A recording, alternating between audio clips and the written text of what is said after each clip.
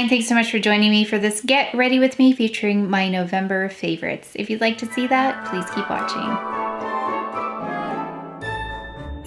Okay, let's go ahead first. I've been wanting to do the eyes first. So I do want to keep trying the technique of doing the eyes first and then the base. So let's go in with the Chantecaille Next Generation Eye Base in medium. I found it. I'm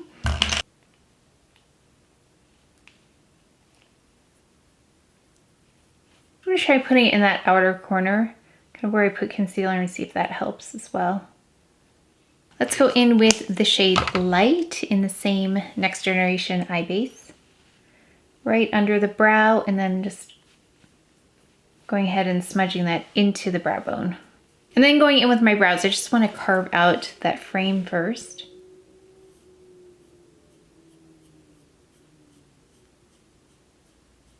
Okay, so then we've got the brows, and then I'm gonna wait on the brow gel until after I powder. Hopefully I'll remember that. This is the Gucci pencil. And I think you appreciate the smoky eye these days, so I'm gonna do a smokier version of this eye. It's really great for daily. Actually, I can show you really quickly what I do for the daily. I actually keep this on my counter, and this is what I use in the morning. So I just take this transition shade, even though it's a transition, and I will put that all over the eyelid. Really beautiful fall shade. Okay, so this has been my daily. I just do this, and then I tightline with the Chantecaille black mascara, not mascara, eyeliner. And then from there, I just add mascara. That is my daily with this, but I wanna go ahead and build this up and make this a bit smokier. Let's do this a little differently than I did the first time. So I'm gonna take this deepest shade here, this one in the middle. It's the Smoke shade. I'm gonna take a pencil brush. I'm gonna run that along the lash line.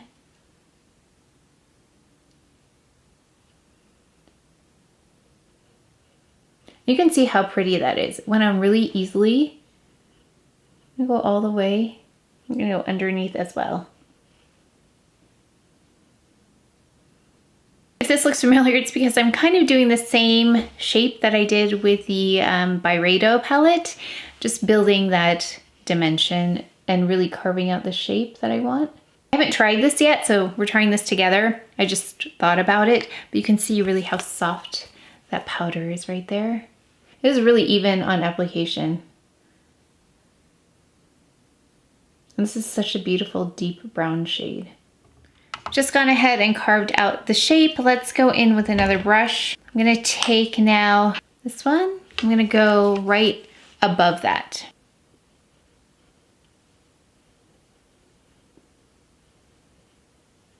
And do you see how easily they just come together? That's what I love so much about these shadows.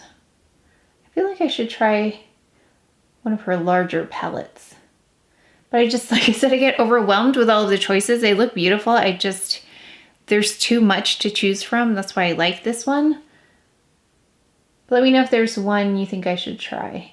I really feel like these smokier looks are easier to do because you can hide imperfections. I love that about this kind of look. And I feel like a little bit of imperfection with a smoky eye actually looks really good. I think the key is to use really nice shadows that don't skip, because that is something that sticks out when it's a smoky eye and the shadows are inconsistent. So I'm just kind of bringing that up into the crease area.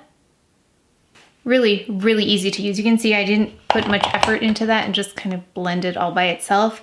I'm gonna go ahead with this same brush and go in with the crease shade. This one again, right here. I'm gonna take that underneath. And then just following that pattern, I'm gonna take the transition shade, this shade, and then just apply it right above. So it's the highest shade up here. So you didn't see me doing all kinds of swirling and blending. It just went on really evenly. So very impressed with these shadows. Okay, and then I'm gonna take that same shade, the transition shade, and I'm going to run that under the eye as well, right below everything else. Just so I have the same kind of effect on the top and the bottom. So deepest, closest to the eye, and then kind of fading out as I go away from the eye. So really, that's all I did with the Byredo palette as well. Just that same idea. Deeper shades closest to the eye and then the lighter shades going out. And then let's go ahead and take this color, this highlighter. I prefer this kind of shimmer to these shimmery shades. So I'm going to take this and I'm going to just place that on my lid. So starting from kind of the beginning of my eye to the center. I'm going to also add that eyeliner and add the Chantecaille eyeliner to the bottom waterline.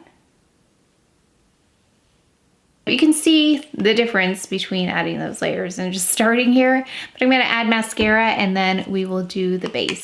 Very dramatic. I love it though. I think it's so pretty. I love how the colors just blend into each other.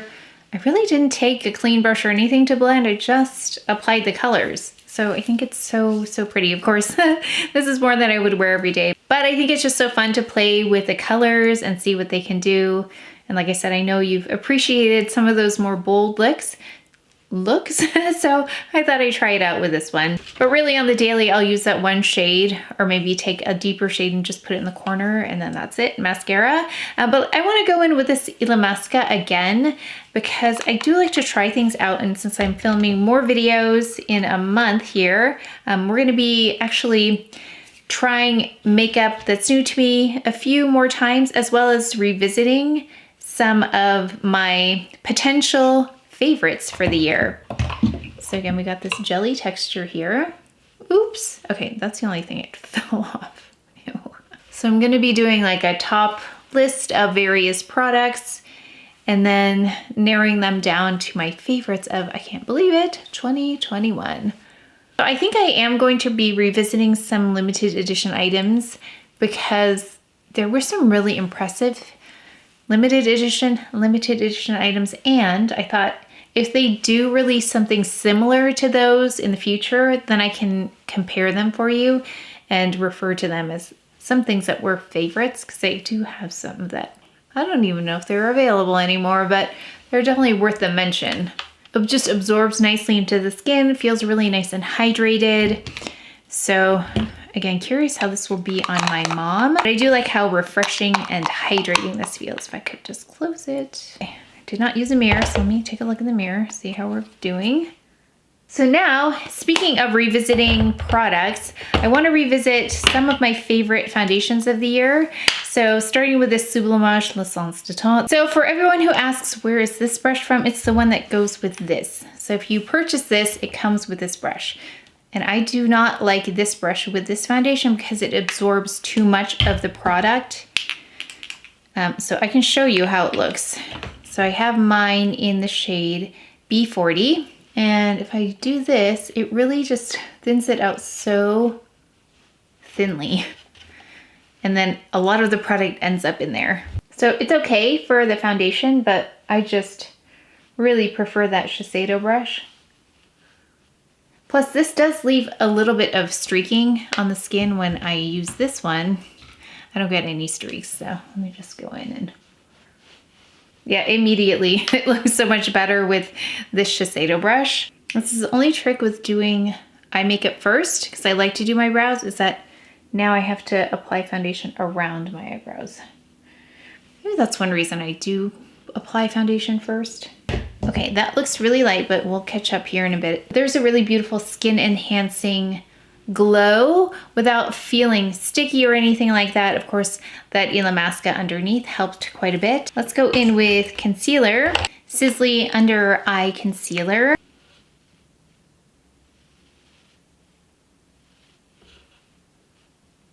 I almost forgot to use my favorite concealer brush, the Clé de Peau concealer brush. This is definitely a favorite.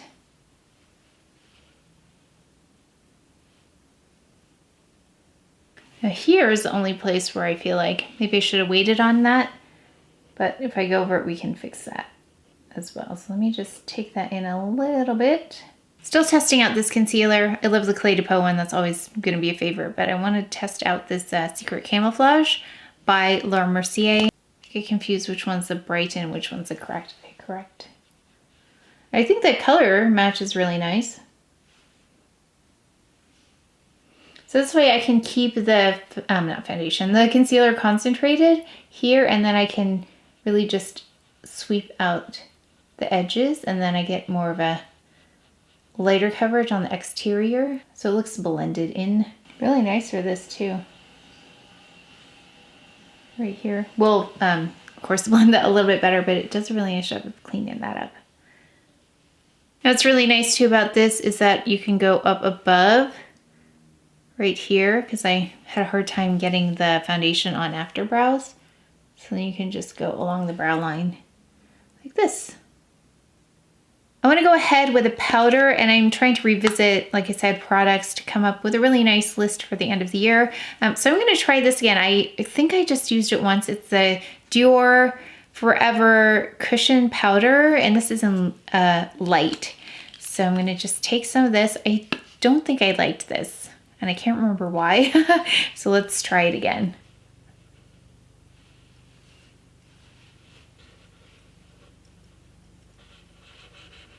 Interesting, it's in the shade light. It brought some color back to my complexion though. I'm wondering if it was because it brought back some of that color, because I can see a little bit of the darkness coming through from the powder. So I'm gonna go and conceal again. Of course, my concealer is also not as heavy duty either. Yeah, I'm seeing some discoloration right there, as well as on the sides, but at least here I can take care of that with blush, but not right in the front here. Okay, I think we're gonna have to, yeah, can you see the darkness? Because I can see that. Do I need to go with Clay de Peau? Yeah, it's like echoes the RODIAL powder, but not exactly the same performance. Okay, let's go in with blush, kind of going in that same order. I'm gonna try and stick to that order. I'm going to go in with a bit of Major first. I think this is gonna be a repurchase in the future, because I do just use this so much, and I just go like this. I'm gonna add that to the cheeks.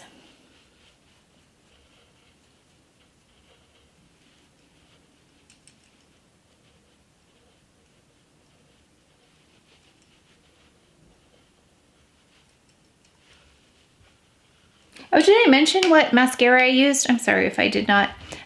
Anytime I do Smoky, I am pulling for this RODIAL XXL Mascara, just because I think it needs big lashes with that smoky eye, at least for me. So I like those really big lashes, and they go on so beautifully. But then I always go in with the Chantecaille for under, for those little lashes. Works really well there. This is still my daily, every day, but for smoky eye, I will pull for the RODIAL Mascara. It's a really pretty one.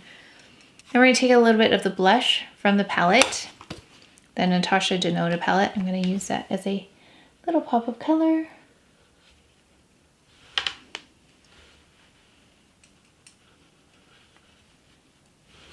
I'm going to take a little bit of the Iridescent Illuminating Fluid by Chanel, and I'm going to use that as a highlighter. I wonder if I can just take this brush. Let's try that. Just take that blush brush.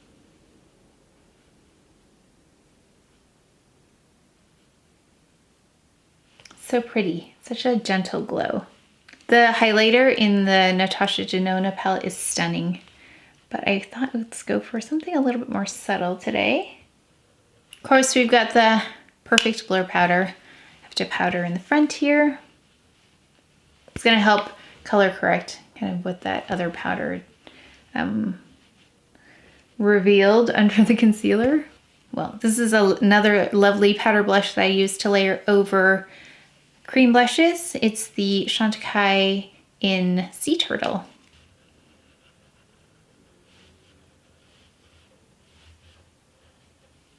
I'm going to powder over that highlighter as well. You'll still see it come through under the blush, which I think is really pretty too, in case you like subtle. I think it, yeah, so refined when you put a powder over a cream.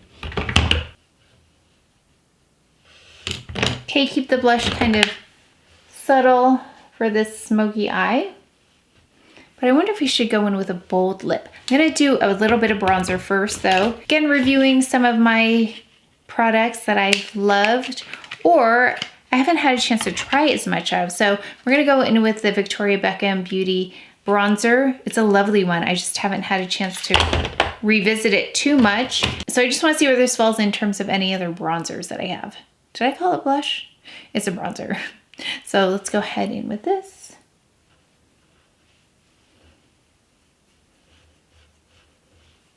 Interesting how it kind of played with the blush here. I don't know if you noticed, but it came across as like a more peachy blush after adding it.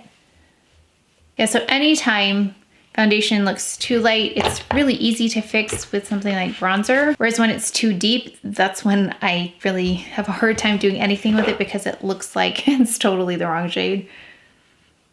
Let's go ahead with, I almost forgot my eyebrow gel, so now's a good time because I powdered everything.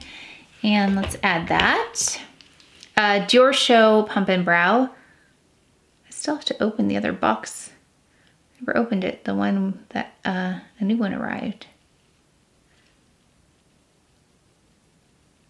Let's go ahead with a lip. Now, I could go something kind of safe and neutral with a bold eye, or I could try something bold.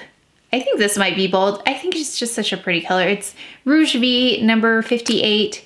I got another one of these from my Chanel class that I took. So I'm gonna try it because I think it has the same kind of vibe as the eye. A little bit of warmth, a little bit of brown in there. So I don't know if this is categorized as having a little tinge of brown, but I can see it in here.